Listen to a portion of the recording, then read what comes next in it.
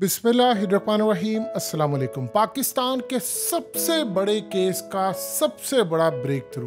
अब तक की सूरत हाल ये थी कि अरशद शरीफ की वालदा को जो 12 या 14 से जायद वकीलों ने कमिट किया था वो सारे के सारे भागे, कोई भी उनका केस लड़ने को तैयार नहीं था।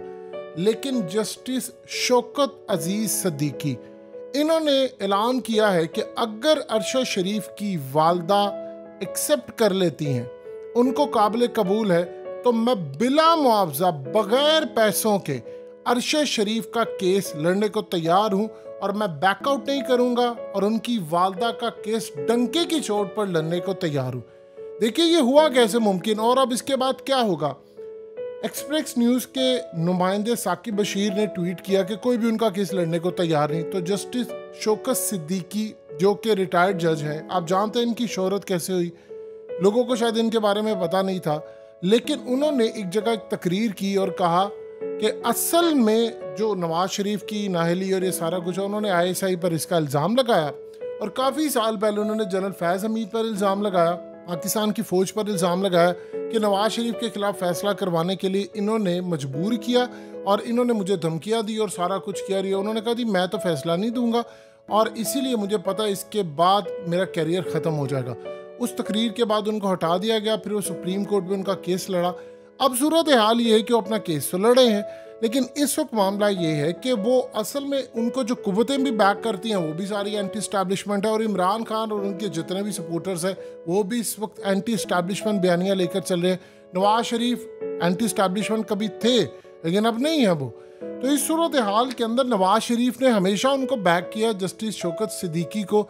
अब असल में यहाँ पर बड़ा अजीबोगरीब मामला होने वाला है कि देखिए उनकी वालदा का वो कह रहे हैं मैं केस लड़ूंगा और उन्होंने कहा कि उनकी जो मिसेज है यानी अहलिया है, बेवा है अरशद शरीफ की, उन्होंने मुझे बताया, बहुत सारे लोग शायद ये समझ रहे थे कि उनकी जो बेवा है उनके पास भी वकील है। उन्होंने कहा जी मेरे पास तो वकील है लेकिन वालदा के पास कोई वकील नहीं है। पूरे पाकिस्तान से आप अंदाज़ा कीजिए कि कोई भी उनका केस टेकअप करने को तैयार नहीं है। आसमा जहांगीर ग्रुप ये तो सारी जिंदगी कहते हैं हम एंटी एस्टैब्लिशमेंट रहे हैं, लेकिन कोई ग्रुप उनका या कोई वकील उनका केस लड़ने को तैयार नहीं।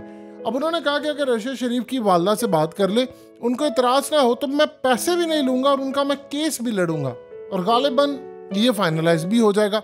देखिए जस्टिस शौकत सिद्दीकी ने करना क्या है, उन्होंने जाकर 2 काम कर रहे हैं जो ख़ास तौर पर जस्टिस इजाजुल एहसन ने इस पर रोशनी डाली थी। उन्होंने क्या काम करना है, उन्होंने काम ये करना है कि जस्टिस इजाजुल एहसन ने कुछ सवालात पूछे। उन्होंने कहा कि सबसे पहले आप ये बताएं अरशद शरीफ का लैपटॉप कहाँ है, उसका मोबाइल फ़ोन कहाँ है, उसका टैब कहाँ है, ये तमाम चीज़ें कहाँ। उन्होंने कहा फिर ये पता करके बताएं कि कौन उनको धमकियाँ दे रहा था और कौन उनसे जान छुड़ाना चाहता था और किसने अरशद शरीफ को कुछ दिखाया कि वो मुल्क छोड़कर चले गए, क्या कुछ दिखाया, ये सबसे अहम पॉइंट है अब तक का। फिर उसके बाद उन्होंने कहा कि फिर ये देखें कि कौन से वो लोग हैं जिन्होंने अरशद शरीफ के खिलाफ FIR कटवाई थी, वो कौन लोग हैं। ये कहना जाती है आम लोग हैं फलाना ये वो 18 FIR कटवाने वाले लोग कौन है, वो गायब है। अब उनमें से किसी का पता नहीं है या जिनका नंबर बंद जा रहा है, क्योंकि उनको तो बस एक WhatsApp भेजा गया था या उनको भेजा गया था कि भाई तुम्हारे नाम से तुमने जाकर FIR काट दी, उनको तो पता भी नहीं है। अब असल में ये शौकत सिद्दीकी क्या करेंगे, ये मामला यहाँ से शुरू करेंगे। लेकिन सवाल ये पैदा होता है कि तस्नीम हैदर शाह ने तो यहाँ तक बात की थी कि उसकी साजिश जो है वो लंदन में तैयार हुई थी और नवाज शरीफ इनको बैक करें। तो अब ये देखना पड़ेगा कि अगर कुर्रा नवाज शरीफ के नाम या मरियम के नाम लंदन का निकलता है, क्योंकि देखिए जब आप तहकीकात करते हैं, आप सवालात करते हैं, ये तमाम चीज़ें जब होती हैं तो फिर केस का जो रुख होता है वो डिफरेंट साइड पर चला जाता है। तस्नीम हैदर शाह ये कहता है कि भाई इसमें हाथ जो है वो मरियम नवाज और इसने उसकी इमा पर था, उसकी ख्वाहिश थी कि अरशद शरीफ को रास्ते से हटाया जाए। अब आप अंदाज़ा कीजिए कि इस सूरत हाल में अगर आता है तो फिर देखना पड़ेगा शौकत सिद्दीकी कहाँ तक जाते हैं कि क्या वो नवाज शरीफ के खिलाफ भी जाते हैं। लेकिन उनकी जो स्ट्रेटजी है जिसमें देखिए जस्टिस उमर अता बंदयाल ने क्या बात की, उन्होंने क्लियरली ये बात की, उन्होंने कहा कि पाकिस्तान में जो तहकीकात है उसमें बहुत बड़ी गलतियाँ हुई हैं, यानी वो तहकीकात ठीक नहीं हुई। अब असल में जस्टिस इजाजुल एहसन, जस्टिस मज़ाहिर नकवी और ये तीसरे जज जस्टिस उमर अता बंदयाल वो क्लियरली कोशिश ये कर रहे हैं कि भाई पाकिस्तान से शुरुआत करें।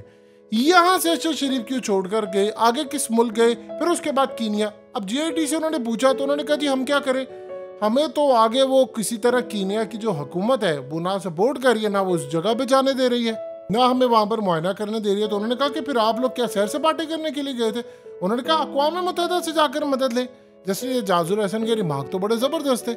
तो असल में उन्होंने कहा कि अगर अक़वाम मुत्तहिदा आती है तो फिर तो कोई मुल्क रोक नहीं सकता, तो आपको ये काम करना है। अब यहाँ पर अगर जस्टिस शौकत सिद्दीकी आते हैं, देखिए दो चीज़ें हैं, उन्होंने अपना पुराना बदला भी लेना है, ये बात आप ज़हन में रखिए। वो कहते हैं जी मैं खड़ा हूँ स्टैंड, वो कह रहे थे मुझे मौका मिला है तो मैं तो क्लियर करूँगा और मैं बैकआउट नहीं करूँगा। फिर वो ट्विटर पर आकर भी बताएंगे, वो सोशल मीडिया पर वो जो अहवाल होता है वहाँ पर जो हुआ है वो केस की अपडेट करेंगे। इसके बाद वो कह रहे हैं कि जी मैं पीछे नहीं हटूंगा, चाहे जितना मर्जी मुझ पर प्रेशर आ जाए, पूरा जहान भी क्विट कर जाए मैं नहीं क्विट करूंगा और मैं 1 रुपया भी आपसे नहीं लूंगा। ये उन्होंने अब तक की जो बात की है। अब देखिए गालिबन कोई वकील नहीं मिल रहा, तो अरशद शरीफ की जो वालदा है वो गालिबन इस पर इत्तफाक कर लेंगी।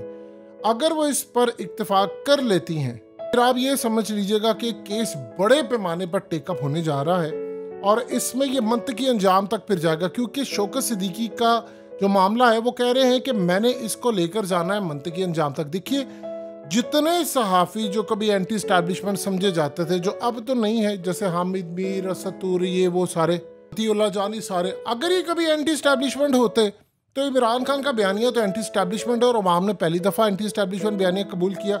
तो सवाल ये है कि इन्होंने बैक क्यों नहीं किया? तो असल में ये एंटी इमरान थे, ये बात समझने वाली है। अगर ऐसी सूरत हाल होती है तो इनको फिर शौकत सिद्दीकी को बैक करना चाहिए। देखिए इन्होंने अपने साथी अरशद शरीफ के साथ खड़े नहीं हुए, साफ़ी नहीं खड़े। जवेरिया जो उनकी अहलिया है, उन्होंने क्या बात की? उन्होंने कहा जब वक्त आया तो कोई भी खड़ा नहीं था।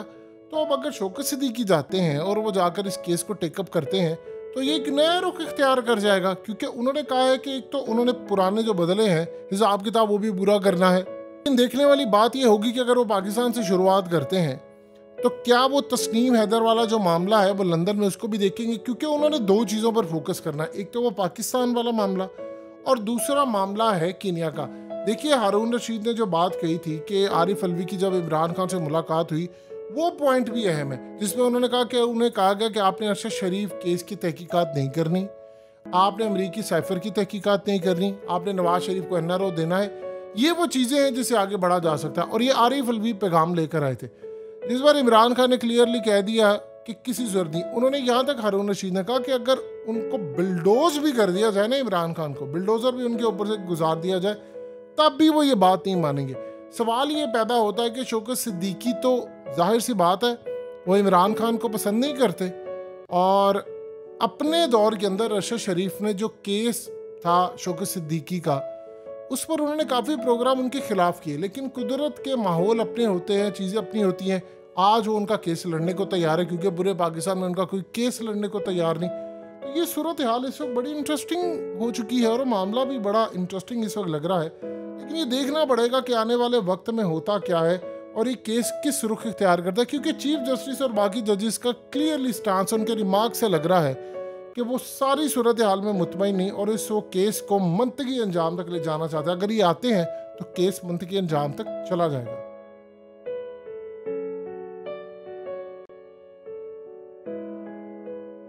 हकीकत टीवी को सब्सक्राइब करना मत भूलें, वीडियो को लाइक करें, शेयर करें और कमेंट सेक्शन में अपनी राय का इजहार ज़रूर करें।